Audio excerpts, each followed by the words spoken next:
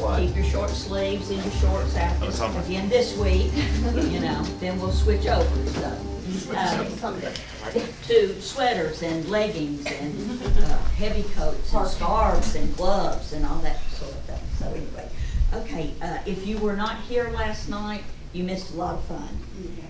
The good news is all these beautiful paintings are here, so you look at them. With the holidays coming up, yes, you may purchase. There's a form up front if you'd like to order, so feel free to do that. And turn it in to me. As Victoria said last night, the buck stops with me, so I take care of the money. Give it to me. This week, here comes Wendy. This week at Illuminations on Tuesday is yoga with Michael, and then on Wednesday is hands-on healing with Michael and I think Jackie and Trish for this week. And then on Friday night, Goddess Night. Red wine. It's always fun. This month, not this month, next month will be on Joy. So that ought to be a lot of fun. And then for November, things to do on a Saturday if you're not a fan of football. And after last night, people may be looking for things to do on Saturday. Next Saturday is the Crystal Conference that Teresa Richardson and Moa Ruda are putting on. There's a form up front. If you'd like to go, you need to go ahead and register, please, because they have to turn in a head count for lunch. But it's an all-day event, and it's going to be a lot of fun. Then the next Saturday, Tom Hogan is teaching Identify and Utilize Subtle Energies During These Challenging Times. So, yeah. And then, that's on Saturday, the 12th, from 2 to 4 here.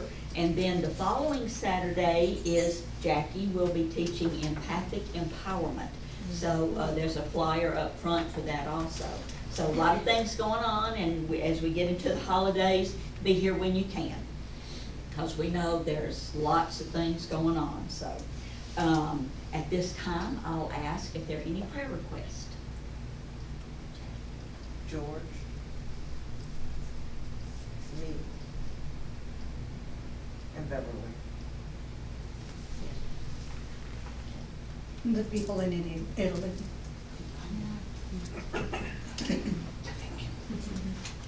I will add Daniel and Natalie, who put her dog down last night. Oh. 15 and a half years old, so there were sad faces this morning when I backed out of the driveway. So, Oh.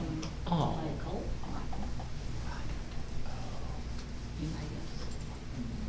Rick, Ryan, R-Y-O-N. The Cherokee Nation. Me, Wendy. Anybody else? Unnamed. And the four-letter. And the creepy crawlers and the bird. And, you know, all the. I was gonna say, I'm not that sure about the creek. Well, they need love too. Hey, I reincarnated one the other night, so it's all good. That's no way to put it. And yep, Victoria. Thank you, darling. Wow, hello everyone. Let's take a deep breath. Let's ground, cleanse, relax. You're amongst family and friends.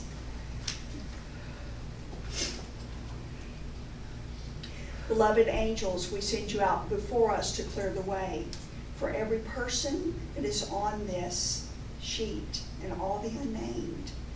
We see them as healed. We see them at peace.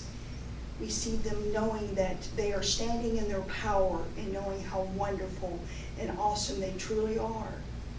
There is a gift in all that is. And so it is. I'm going to ask my beloved husband to come up and he's going to get us going. Okay. Yay. Good morning, everybody. How are you? So good to see you. With these temperatures going to be in the 80s and stuff, you know, like hang on to your short sleeves and stuff. You know, just know that all is well. All is well with all of the political rhetoric and stuff going on. You know, We're a resilient nation. I believe everything's going to be okay. So today is such an awesome day that I figured we would sing the awesome song. With music, if anyone has any musical songs or anything that you think would be appropriate for our Illuminated Spirit community, then please feel free to submit those, and we will incorporate them into what we're doing, and we'll just keep building and getting bigger and better. All right, awesome. All right, well, here we go. Join in the awesome song. Let's get your day started out great. You don't have to just do it today. You can do it any day and every day. You share this song freely with everybody, along with the smiles and the love in your heart. All right, here we go. It's gonna be an awesome day, awesome, awesome, awesome day. Awesomeness in every way. It's gonna be an awesome day. Awesome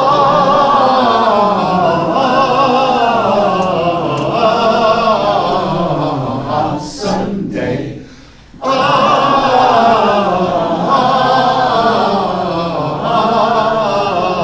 Awesome day. It's gonna be an awesome day, awesome, awesome, awesome day. Awesomeness in every way. It's gonna be an awesome day.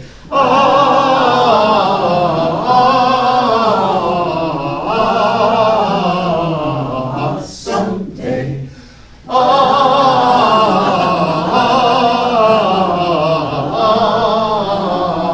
Awesome day. Now as you go on your way, have a very awesome day. Wonderful. Give us a hand. And in keeping with our awesome day here, we have an awesome presenter today. I'd like to introduce to you our own Mebby Jackson.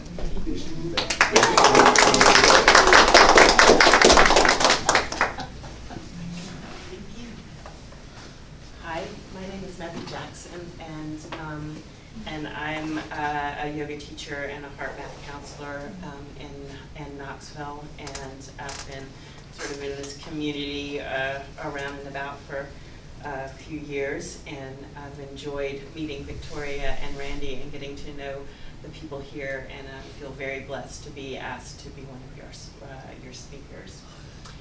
One of the first things I'd like to do today is, in the heart math work that I do, one of the things that they teach is this quick coherence technique, which aligns your heart and your brain in the same wavelength.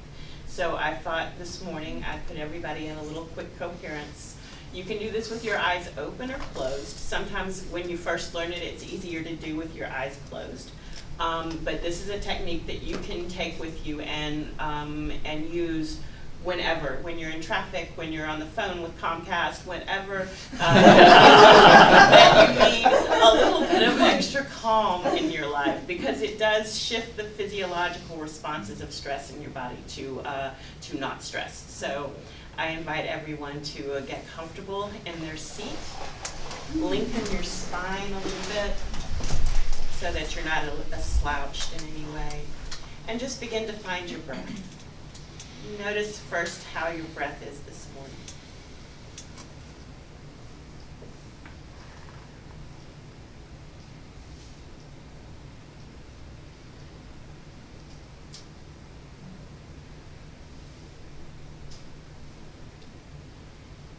And begin to make your breath even. And by that, just making your inhale and your exhale the same length. And don't try to force it into some long, extended experience, but just what's comfortable inhale, then make that exhale match it.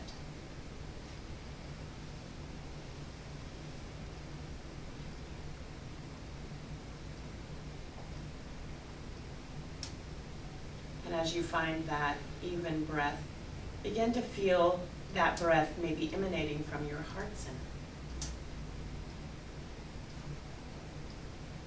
And as you try to get in touch with your heart, as you work to get in touch with your heart, I'll read to you from the Radiant Sutras, which is my new Bible.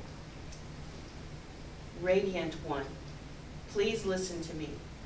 The essence of all teachings is right here. Open your eyes with a soft and steady gaze. Look out upon creation. Receive waves of light as they enter your eyes, singing of infinity. The light touching the back of your eyes is immortal, born in the primal sun. Be present to this enlightenment, this ancient knowing, a sanctuary that is everywhere. Galaxies are flowers on this altar. So with that awareness, feel the positive emotion that this feeling, that this reading has given to you. And with that even breath coming from your heart and feeling a positive emotion, not just thinking about it, that brings about the coherence. It's a very simple 3-step process of finding your even breath, bringing it through your heart, and then feeling the positive emotion. So as you go on with your day and your life, you can always call upon this simple technique to help you out in any way. So that's what I thought I'd get everybody on the same wavelength as we started to talk. You can almost feel the shift of the energy. And today is an auspicious day. I was actually supposed to be talking at the end of November. But somehow or another I got today, and it works out really well. You know, sometimes those things are just unexpected, but they turn out to be for the best. Today is the Scorpio new moon. Today is a very auspicious day. It's the start of the thinning of the veils, and we get the new moon energy to blend with that. So the next 3 or 4 days are really powerful days, and the topic for my talk today is hard choices. And I think the sign of Scorpio kind of embodies hard choices. It's all about the depth of emotion and life. And so when we look at things, we like to gloss it over, you know, but there are so many hard choices that we have to make in life. You can talk to people who feel that they have no choice. Like, I was made to do this, or I have no choice. And the reason they feel that way is because the other choice is a hard choice. And they don't want to make that hard choice. So they say they have no choice to do the easy one, or the one that's more painful or damaging. You know, the hard choices are the ones that are very difficult to move into. They're the ones like, you know, a small hard choice is not having that second piece of cake. But a large hard choice may be leaving a relationship, you know. It's challenging, but you know in the long run you'll be better off without that person, or something, or changing jobs, or admitting that you have a problem. These are hard choices in life, are things that make us feel unstable. And so we sort of veer away from them. We act like they have a force field, and we're like, ooh, there's a hard choice, I don't want to go near that. So I have found in my life that, you know, all the things that we can do in our days, like from the hard choices of following our path, even if it's a path that doesn't give us a lot of support in our communities, being like a crystal type person in a more conservative Christian atmosphere as Knoxville is, it's been a challenge, you know, and there are times that I have often thought, you know, I wish I could be a big-haired bank teller and just give out money to people every day and go home to happy hour and my boyfriend and drives a pickup truck. And that would be lovely, and I would be very happy. And so whenever the hard choices come up to me and they're around me, she is my escape, Tammy the teller. I've never done that, but she's always there, lurking about. I'm getting too old probably to be a bank teller anyway. But this is where I feel that the work of the heart, and that's my work altogether. I teach yoga, I do heart math, I do counseling, but it's all work from the heart, because our heart is our greatest ally in life. And our heart will help us negotiate everything if we give it the power that it naturally has. Our society, however, has taught us that the heart will lie to you, that the heart is not to be trusted. All of these things about the heart, when I first started doing heart work and really understanding the power of the heart, I started to notice this everywhere, and I thought to myself, wow, there's been a lot of bad press about the heart. But in actuality, it's the heart that will never lie. In actuality, it's the heart that will always, always tell you the truth. It's just that hard choice truth that you don't want to listen to. It's that still, quiet voice that will always be there for you. And finding the energy of the heart and following it can be a scary situation because it's quiet. Your brain and your ego are very loud. They have marching bands. They come in and they say, this is what we're going to do. It's going to be fabulous. And your heart goes, no, please don't do that. And you hear that and you're like, but it's going to be fabulous. And the heart's like, no, please don't do that. And you end up doing it and your heart was right all along. It wasn't fabulous. So finding ways to listen to your heart and finding ways to make those hard choices, to find that energy to make those leaps has been sort of my life's mission over the past little bit.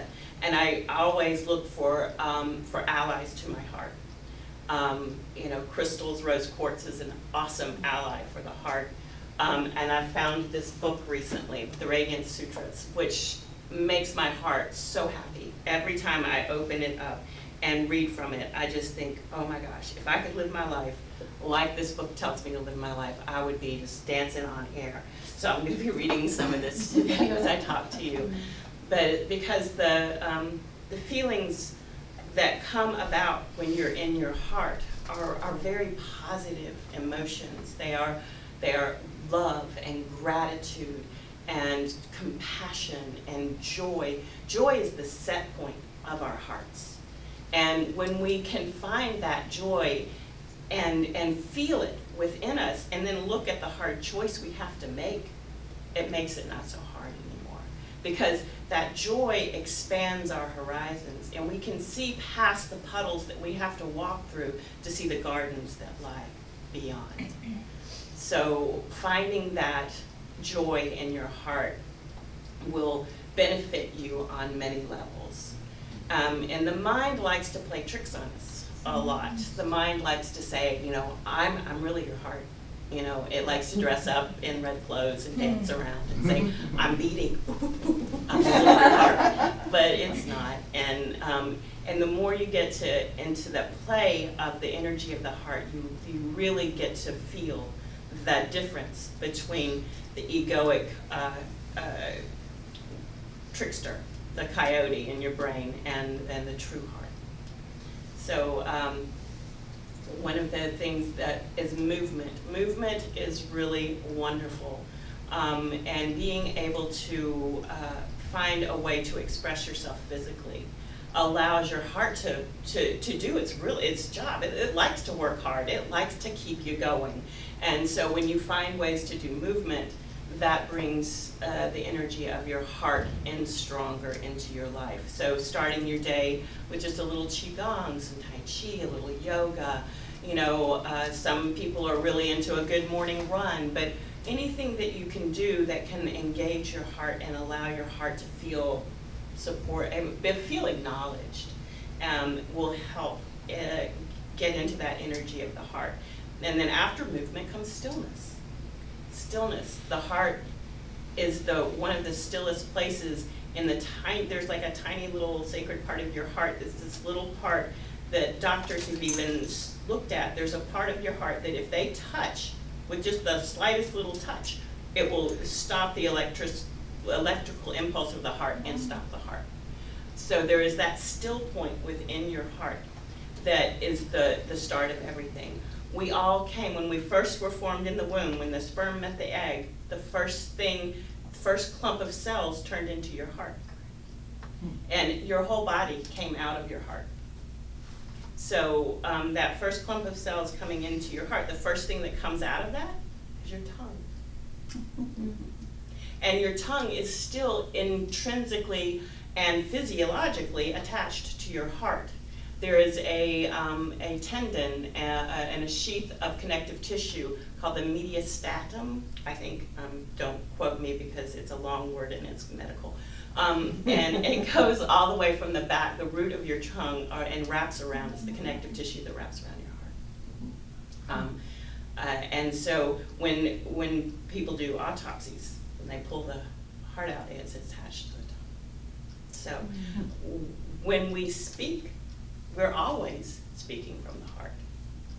But we can bypass that with that trickster brain, because the brain likes to come in and do that. And I find that, there's certain people that you will kiss with your tongue and certain people you will not ever kiss with your tongue. Because it's an intimate thing. You want to share your heart with certain people and everything. So the heart has all of this wondrous things. In ancient cultures, the heart was revered as much as our modern society reveres our brain. It was the center of spirit. And so with my work that I do, I always like to remind people of this, so that they can find that joy, find that love and spirit and energy that heart work brings to us. Finding the hard choices, and counseling people who are looking at the avenues of their lives and knowing that the one that they have to take is going to be really hard. But when you find that ally in your heart, when you find that love for yourself as well, because when you get into your heart, you can't but not love yourself. And self-love is where it all comes from. If you don't really truly love yourself, if you can't really just sit in with your heart and say, man, this is awesome, then how can you be awesome or loving with other people? It's a false type of love. And so finding that juice in your heart is such a beautiful way of expressing life. And so I'm going to read one more. And this is really kind of goes with what I've been saying. It's the reality of the divine is everywhere apparent, especially among people who haven't even thought of it. The very nature of I consciousness, to be an individual, is in essence divine. The excitement of the Eternal One is throbbing in the heart of every creature. Knowing this, and be without superiority, inferiority, or resentment at your limitations. So what this sutra is saying is that we're all divine. We're all soaked in the divine, even the people who don't even notice that. And our heart is the center of that divinity. And this book has all these little sutras, but then it goes into a little commentary about that. So I'll read a little bit from this. Notice that the ordinary people are full of the wisdom of life. Or you could say the reality of cosmic awareness is everywhere in everyone. A mantric phrase from this sutra you may enjoy is Sarva Bhavaryo Bhava. Everywhere the infinite consciousness is becoming. Sarva, everywhere, at all times, in every case. Bhavara, the terrific one, or primordial awareness. And Bhava, becoming, existing, a manner of temperament, passion, or emotional love. So Sarva Bhavaro Bhava. Everywhere the infinite consciousness is becoming. When I first started,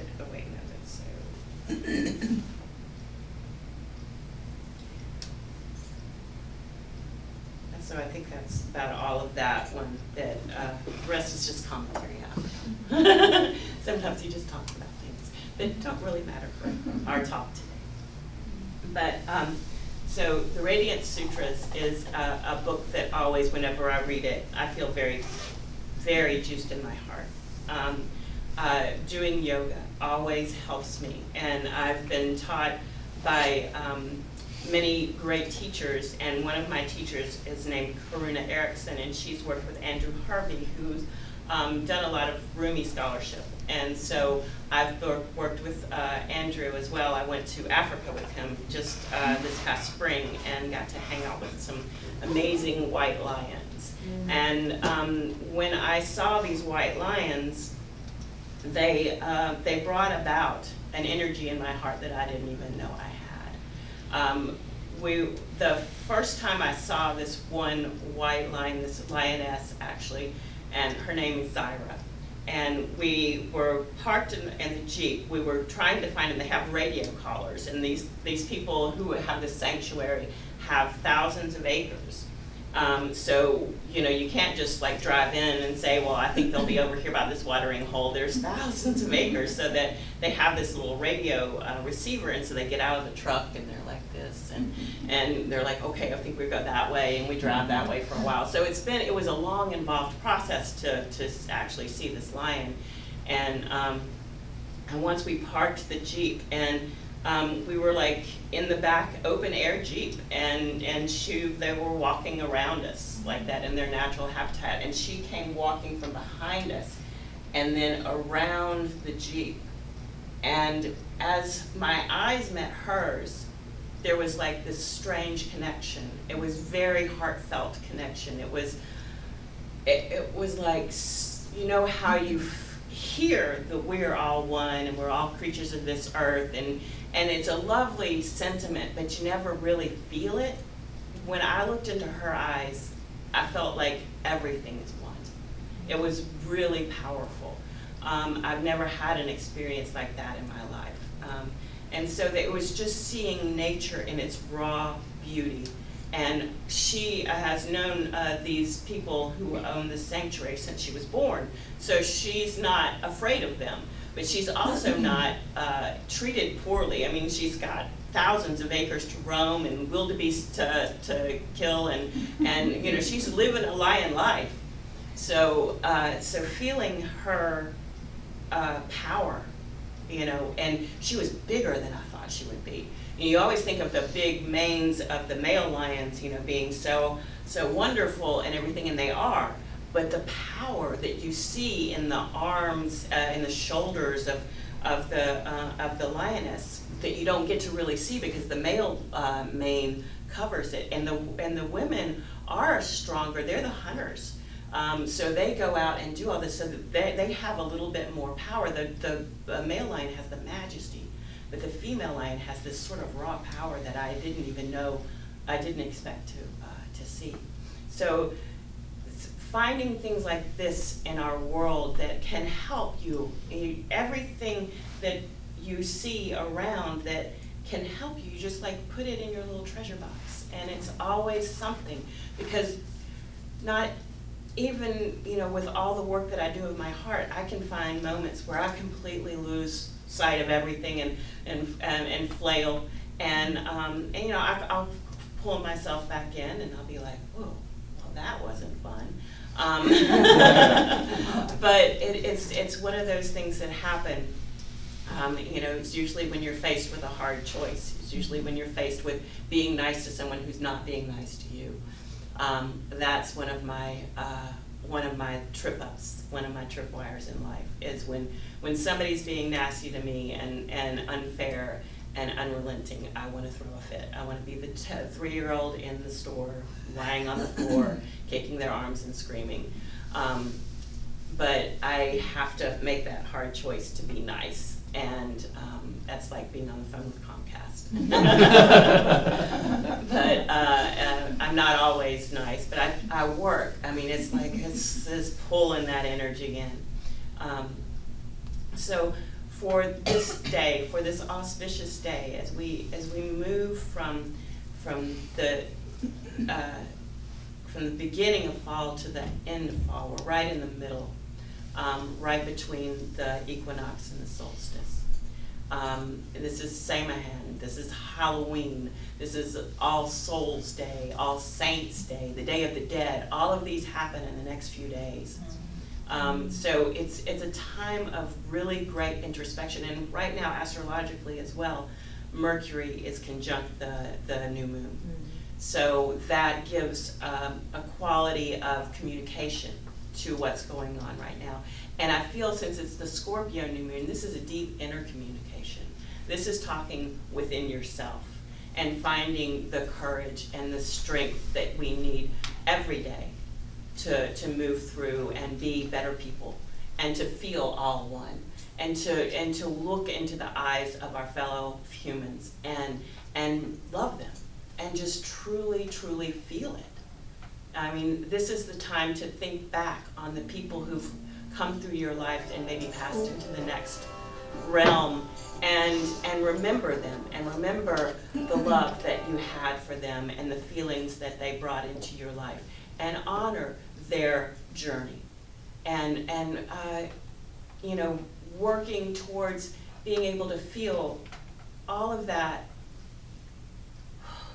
stuff that we just kind of dismiss at other times of the year, but really feeling the love of all of our fellow people. And that is something that's very Scorpionic, and we always talk about Scorpios, at least I have, because that it's a very difficult sign because it's got so much power. And so when the sun and the moon are in that spot, and here it is that time of year where the veil is thinner, I invite all of us to really fully know our hearts and make them our allies in life. And so that's my message for today, and I'll finish with one last.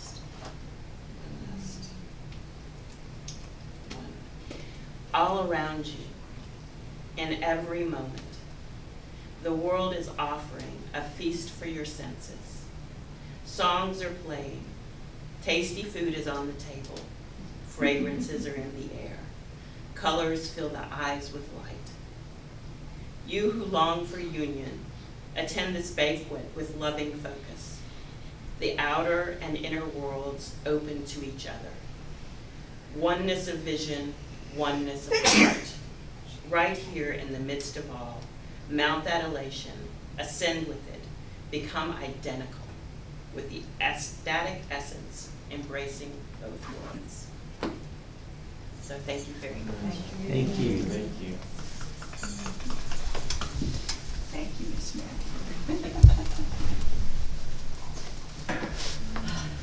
Thank you, Mebby. We appreciate that. This heart math is just, I don't know, when I first heard it, it's like, oh my gosh, it's already hard because it's math. I have to like math to do this, but it's not that at all. So I encourage everyone, and those that are viewing with us from home, look into it.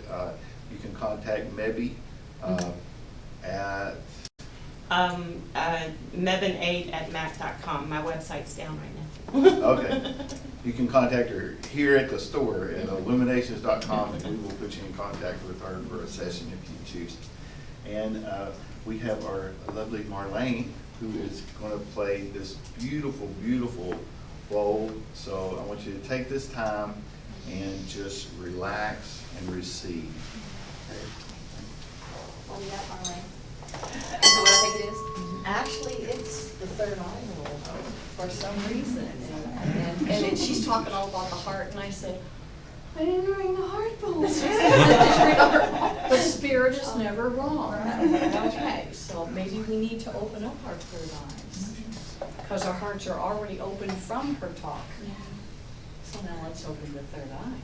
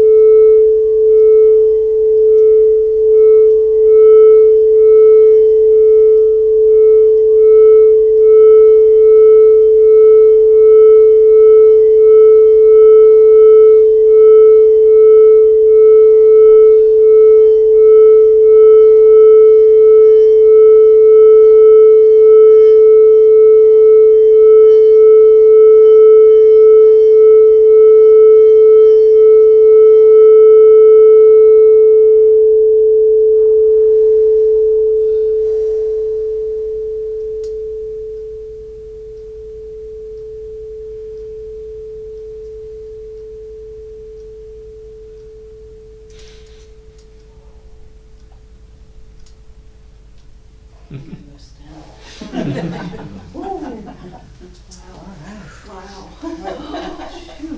Let's reel ourselves back in here. You all right, darling? Okay, wow. We have our meal ready. We ask for a blessing. It's blessed. Because the hands that have already made it are blessed. They put their love in it. So it's already done. So I'd like to ask the men to help set up the tables and we'll get everything done. We'll start eating.